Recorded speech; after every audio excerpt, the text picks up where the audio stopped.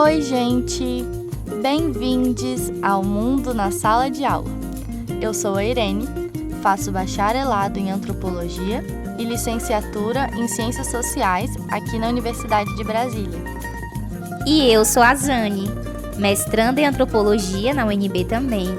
E nós estaremos juntas nesse episódio do Mundo na Sala de Aula, essa série que tem a voz das estudantes e quer chegar nos ouvidos de todo mundo que se interessa por essa ciência das pessoas e suas fascinantes relações.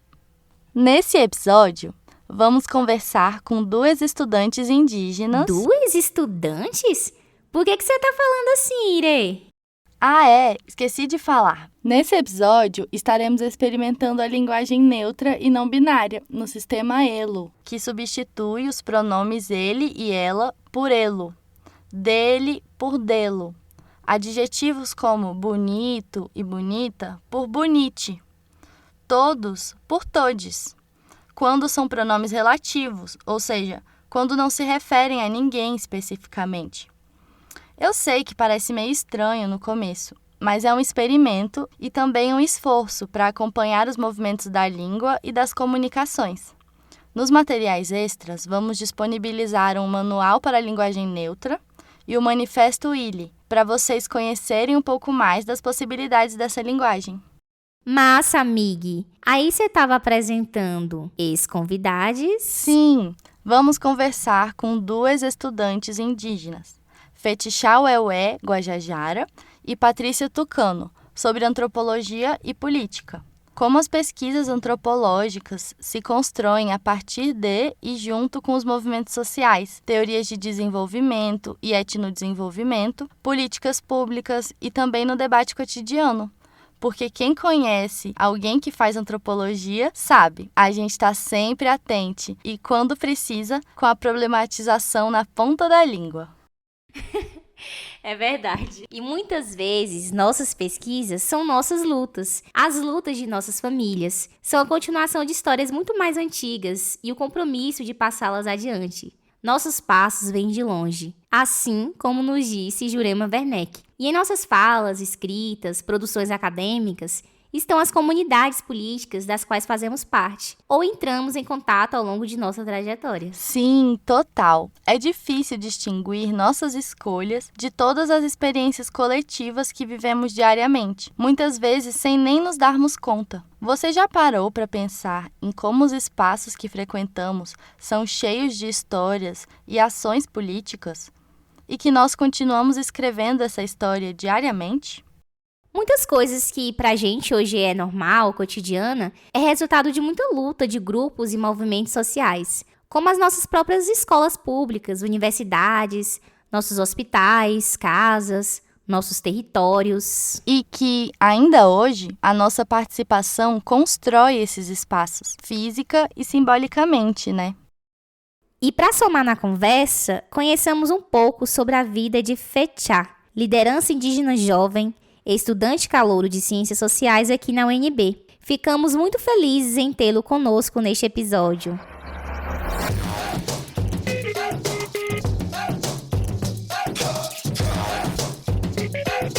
Deixa eu te mostrar quem protege a minha terra.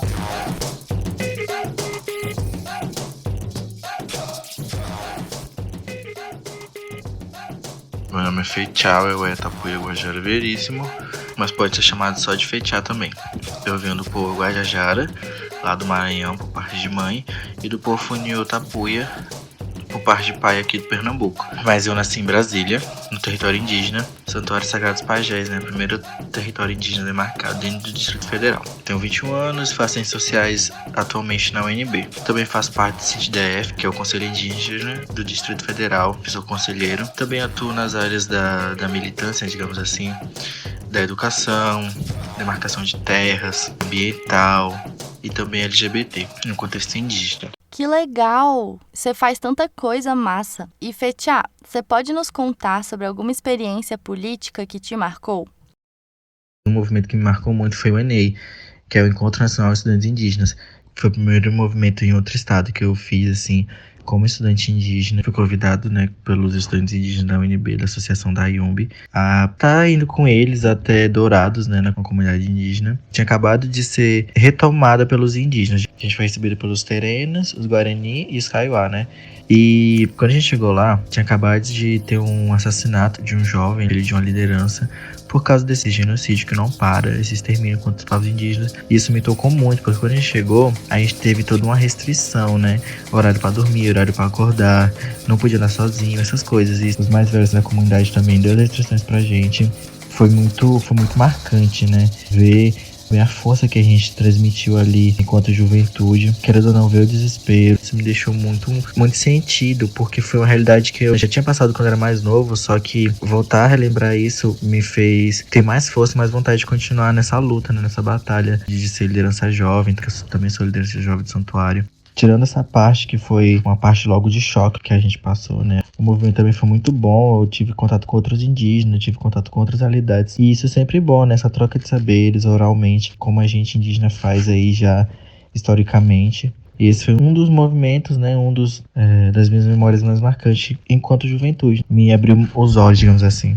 Nossa, que experiência tensa! E que força vocês tiveram para enfrentá-la e apoiar a comunidade lá. Mas então, desde muito cedo, você trilha uma trajetória na militância, né? Como tudo aconteceu?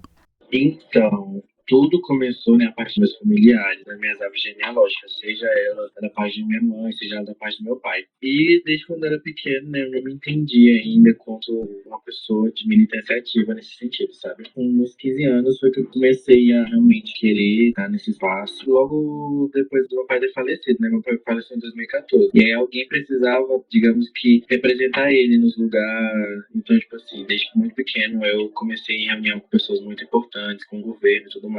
Eu estou vivendo muito em torno disso, né? Desde os meus 15 anos.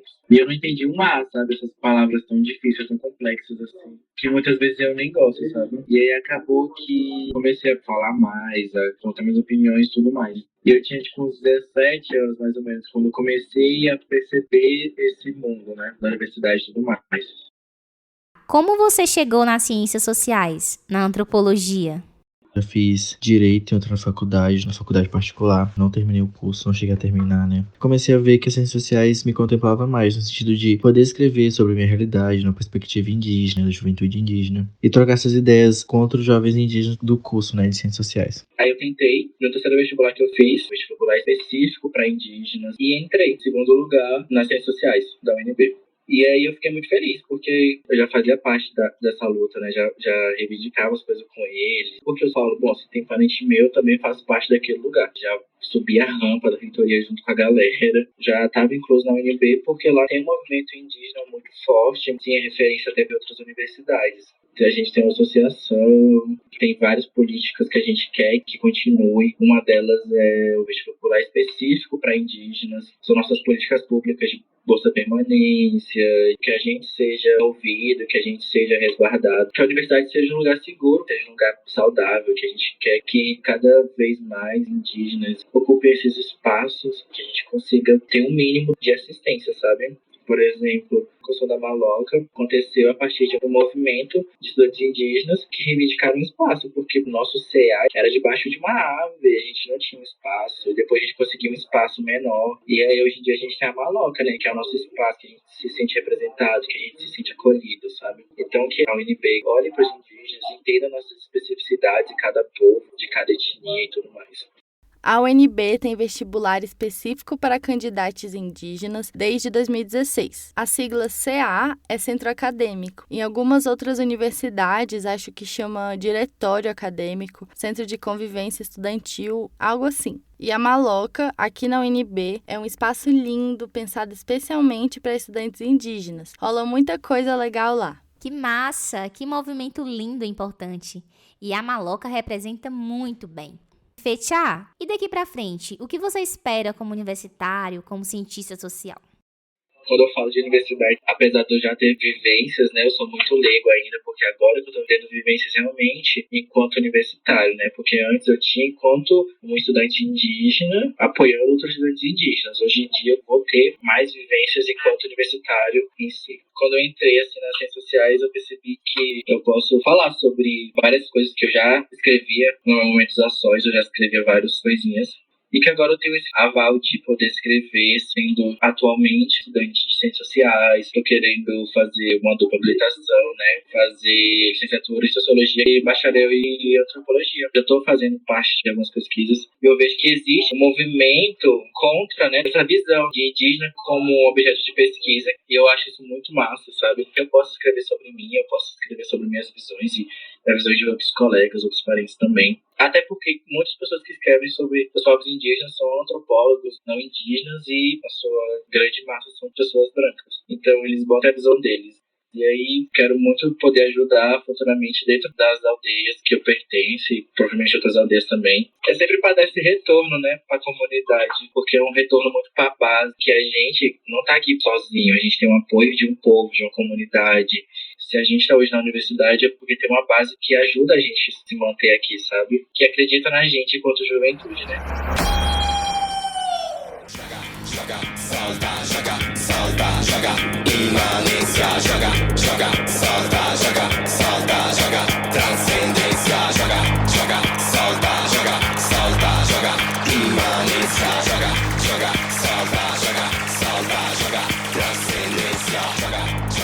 Com essa história, fica muito evidente como, antes de sermos estudantes, somos pessoas políticas. E muitas vezes usamos da militância, nos alinhamos a lutas coletivas para conquistar espaços, como uma vaga na universidade, por exemplo. E isso deve ser motivo de orgulho, deve ser ressaltado entre nós. Até porque, muitas vezes, vivemos a universidade numa lógica individualista, sem perceber a diversidade presente ali, sem reconhecer as pessoas e a nós mesmos como seres políticos, com trajetórias coletivas e responsabilidades sociais. E a trajetória do FECHA nos inspira a valorizar de onde viemos, para dar sentido aonde estamos e onde queremos chegar. Mas sim, até a gente se situar no meio de tanta coisa que rola na universidade e ao redor, demora um pouco. É tempo para a gente conhecer os diversos núcleos da nossa universidade, os centros acadêmicos, colar nas assembleias, nas rodas de conversas, nos bons debates dentro das salas de aula e também nas festinhas, nos centros de convivência negra, indígena, de mulheres, nas semanas universitárias para conhecer as pesquisas e projetos des amigues e tantos outros espaços de troca que movimentam nossas ideias e nos trazem experiências e saberes vivos. Deixa eu te mostrar quem protege a minha terra.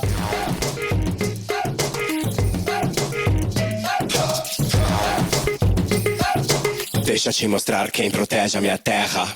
Pois é, e depois que já trilhamos nossos caminhos até a universidade, como contribuir cientificamente e dar sentido às nossas trajetórias, às bagagens de nossas comunidades, famílias, bairros, ao retorno à base que o FECHA tanto nos disse. A Patrícia Barbosa, do povo tucano, que cursa literatura, e sua professora de pesquisa e antropóloga, Artionca Capiberibe, ambas da Unicamp, têm uma história bem legal para nos contar sobre isso. Elas estavam com a gente lá no episódio Vozes na Floresta e na Universidade, o 5º da primeira temporada do Mundaréu. Se você ainda não ouviu esse episódio, vai lá depois, escuta, ele é muito bom e vai contribuir bastante para a gente se entender por aqui. A história da Patrícia e a história do FECHA têm muitas coisas em comum. A Patrícia vem de uma família de lideranças indígenas, lá da região do Alto Rio Negro, no estado do Amazonas. Ela também passou no vestibular indígena, na real, na primeira vez que aconteceu na Unicamp, em 2018. Neste tempo que está na universidade, assim como o FECHA, ela também tem percebido a necessidade de encontrar o seu espaço, falar da temática indígena. Ela participa dos coletivos de estudantes indígenas, recolhe denúncias e relatos de discriminação. É representante no Consul, o órgão mais alto da administração da Unicamp, e tem tentado também desenhar estudos e projetos que dialoguem com os direitos do seu povo. Vamos ouvir a Patrícia e a Artionca contarem um pouco de como a primeira marcha das mulheres indígenas contribuiu para esses projetos? Eu, pela primeira vez, mesmo estando no movimento há bastante tempo, mas pela primeira vez em Brasília, esse ano de 2019, eu pude acompanhar tanto o ATL como a Marcha das Mulheres, acompanhar principalmente neste contexto político, foi muito importante, principalmente o protagonismo das mulheres, né, que já saiu do ATL mesmo, as mulheres já se afirmando.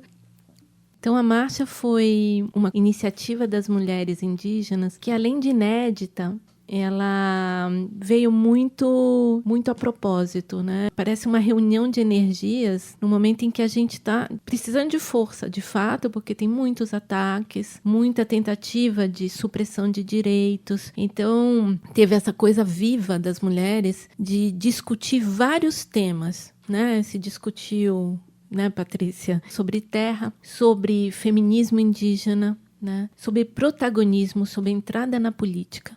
A gente fez várias rodas de conversa, conversou bastante sobre o vestibular indígena mesmo, né, da Unicamp, principalmente se as pessoas ainda tinham um olhar meio discriminoso com as populações indígenas, principalmente com as mulheres, porque tinha moças que nunca saíram de suas aldeias ou comunidades indígenas, então elas perguntavam muito se a gente podia praticar nossos rituais, se as pessoas não viam isso como uma coisa meio que folclórica, então elas acabaram perguntando coisas que eu mesma, quando cheguei aqui, me perguntei bastante. Qual é a finalidade da universidade? Como sendo um dos pioneiros nessa universidade, a gente acaba se impactando, ao mesmo tempo acredito eu que a gente acaba revertendo certas situações.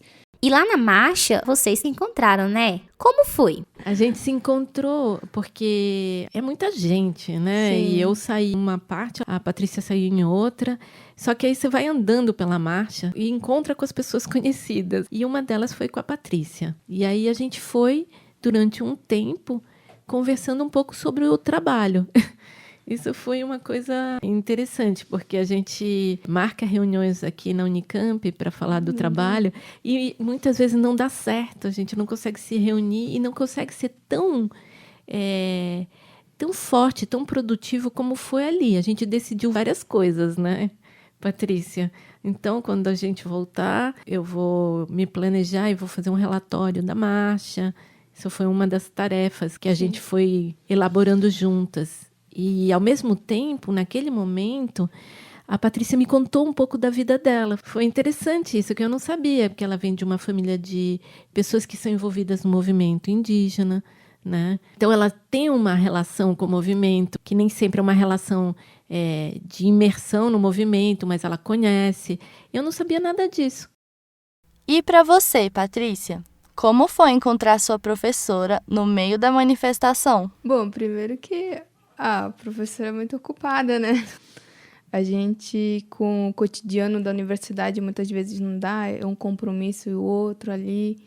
A gente conhece aqui vários professores por nome, pelos trabalhos que eles têm, mas tendo uma conversa ali, eu acabei extrapolando algumas questões, né? Que ela, apesar de ser uma formadora, é antropóloga também, mas também é um ser humano, entendeu? Porque muitas das vezes a gente acaba distinguindo muito o professor, né? O professor é lá, não sei o que, a gente não pode. A Marcha das Mulheres era uma caminhada, mas a gente foi conversando, né? Eu senti como se fosse indo com minha mãe, o caminho da roça, né? A gente ia andando com minha mãe, parecia que a gente tinha mais conversa ali do que muitas vezes quando eu tava em casa. Então, querendo ou não, a Unicamp acaba sendo uma segunda casa também, né? Então, a gente teve uma troca ali bem comunicativa mesmo. Não de aluno e professora, mas de pessoa mesmo que tá ali no movimento e conversando ali as questões que acontecem tanto dentro de uma comunidade e fora de uma comunidade, que a gente sabe que tem pessoas que não são indígenas e também são envolvidas nessas causas. Então, acabei descobrindo isso dela. Ai, que legal!